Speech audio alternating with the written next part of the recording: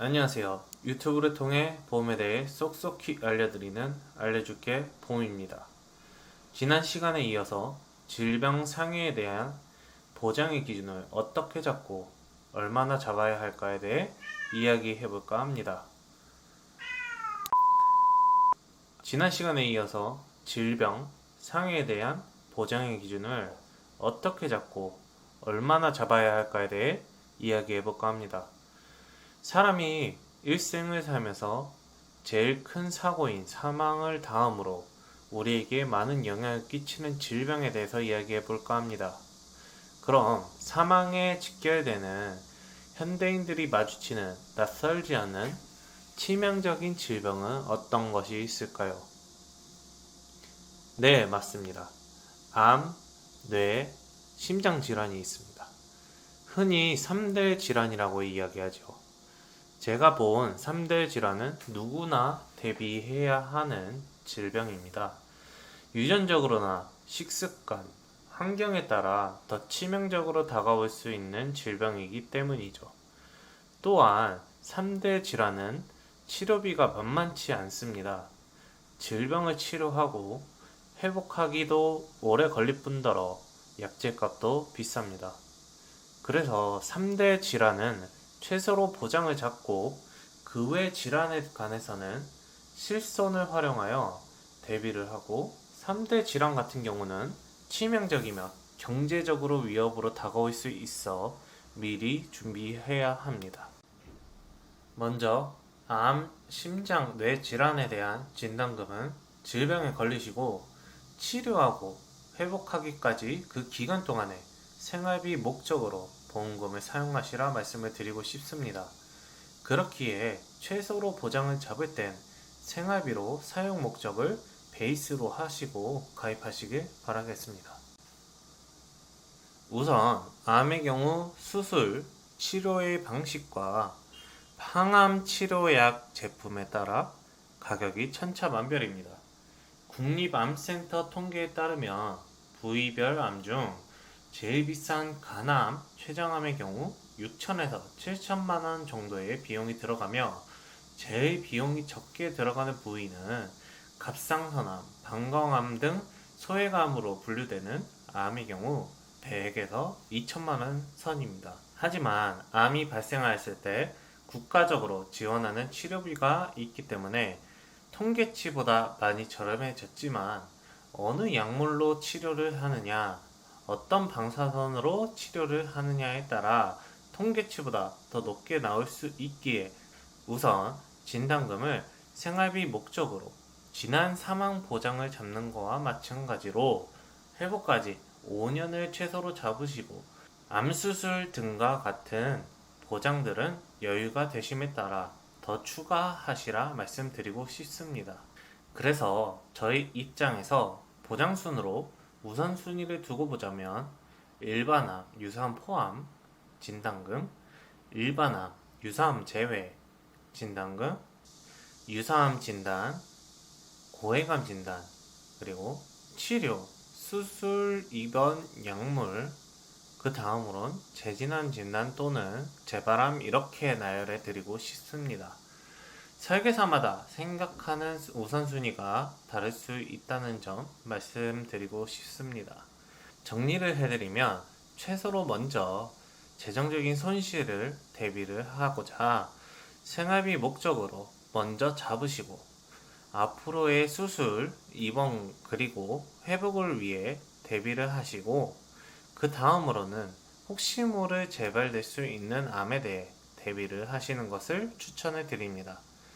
두 번째로 심장질환은 대한민국 국민들의 식습관과 유전적인 질환에 따라 발병률은 천차만별이겠지만 그래도 평소 회식 문화, 술 문화를 생각하고 사망에 직결되는 질환 중 큰 발병률이기 때문에 준비를 미리 하셔야 합니다.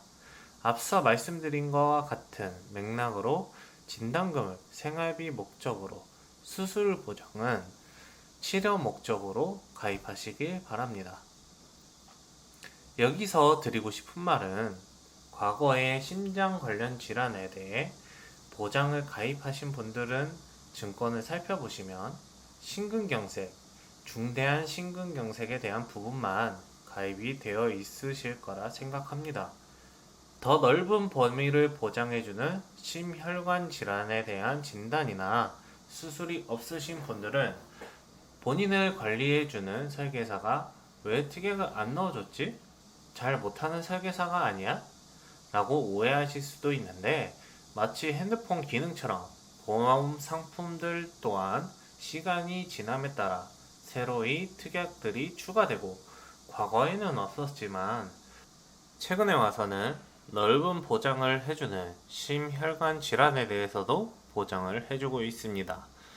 하지만 보험사의 손실률 때문에 심혈관 질환이 업계 한도가 줄어들고 있기 때문에 없으신 분들은 서두르는 게 좋을 듯 싶습니다. 우선순위를 두자면 심혈관 질환 진단, 심혈관 질환 수술, 급성 심근경색 진단, 급성 심근경색 수술, 중대한 급성 심근경색이 되겠습니다. 심질환을 포괄적으로 먼저 보장해 주는 것이 우선이며, 그 다음으로 적은 범위를 보장해 주는 것을 그 다음 가입하시는 것을 추천해 드립니다. 각 보장의 범위는 다음 영상을 통해서 세부적으로 말씀해 드리겠습니다.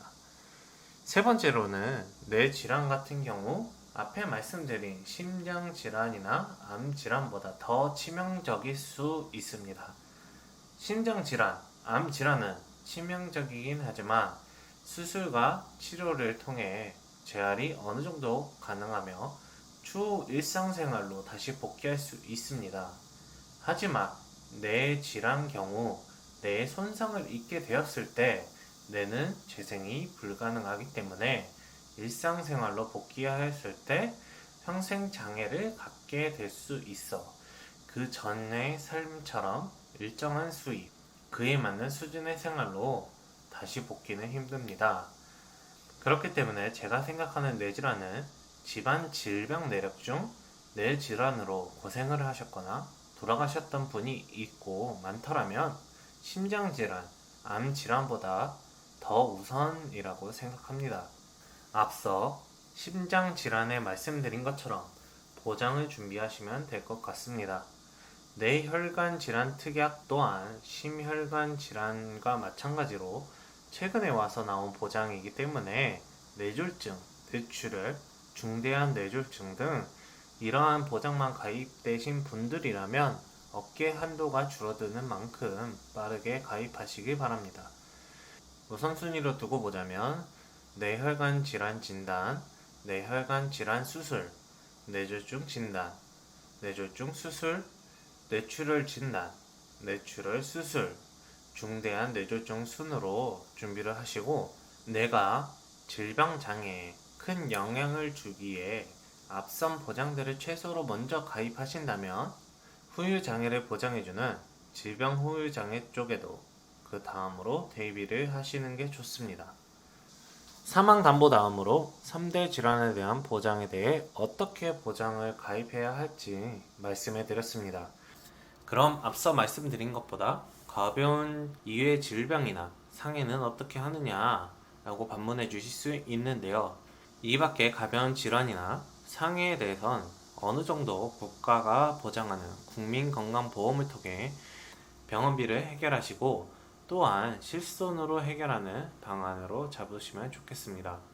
앞선 사망에 직결되는 큰 질병에 대해서 먼저 보장을 최소로 잡으시고, 그 외 질병에 대해 추가적으로 유연하게 가입하시며, 상해 또한 운전을 하신다면 운전자 보험에 특약으로 추가를 하시면서 보장을 준비하라 말씀드리고 싶습니다.